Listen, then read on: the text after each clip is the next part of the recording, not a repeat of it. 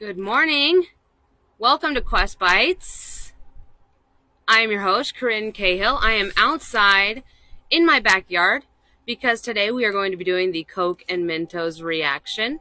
But first, we are going to play Spot the Quapple. I will put 30 seconds on the clock for you to try and find it in this picture. That is our education logo in the bottom left corner, way over there. The apple with the Quest Q in it. So if you're able to find it in this picture, let me know in the comments. Try and spot it before your parents or your siblings. About 10 seconds left. We'll let others join in. 5. Were you able to spot it? It's a little difficult this time. And time. Did you find it up there in the top-ish right corner? There was a lot of red and white in this picture, so I understand that one was a little tricky, but good job if you found it. If you didn't, we'll play this again tomorrow, so just make sure you're here right at 9:30 so you can get in on the fun. Today, we are having lots of fun. We are doing the Coke and Mentos reaction. Very simple. All you need is a 2-liter of Diet Coke, Mentos, and some safety glasses because we don't want soda in our eyes. However, you can try this with other sodas, maybe other mints, to see how the results change. But we are going to be doing the classic Diet Coke and Mentos.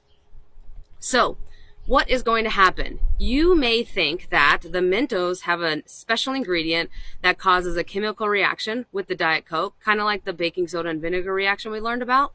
Well, that's not the case. This is actually a physical reaction. That means that all the pieces of the reaction are still there, they're just going to be rearranged.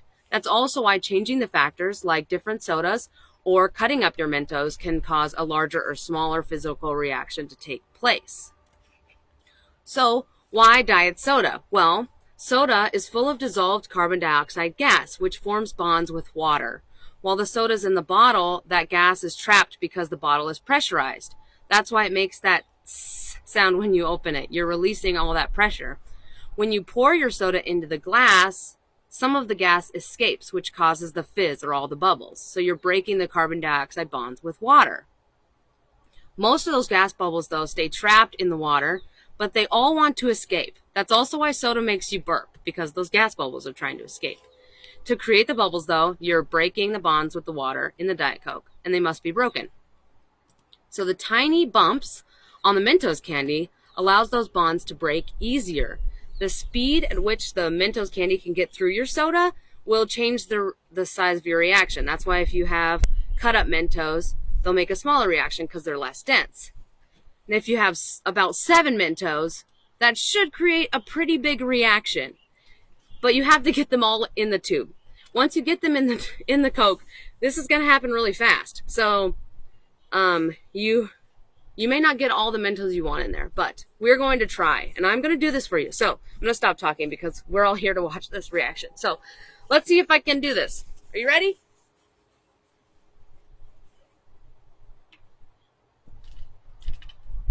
Ooh.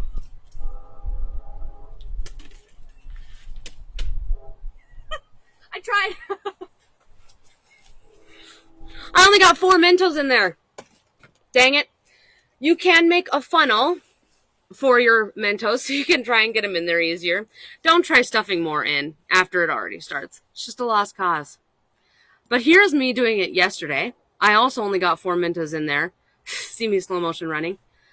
So not as big of a reaction as I would hope, but you can try and make a bigger reaction. You can make a tape ruler on your wall to see how high it actually gets. The more Mentos, the better. So if you find a way to get more Mentos into that cup before the explosion starts, the better off you are. We will put the instructions in the comments for you to try this lesson. If you do try this, have your parents help you. Wear your safety glasses so you don't get soda in your eyes. And you want to kind of make sure it's away from your house so you don't get soda everywhere.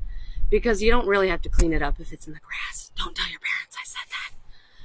Join us tomorrow, though, because we are going to be explaining hot air molecules versus cold air molecules, and you won't want to miss it. Until next time, continue onward with your quest for knowledge, and thanks for watching.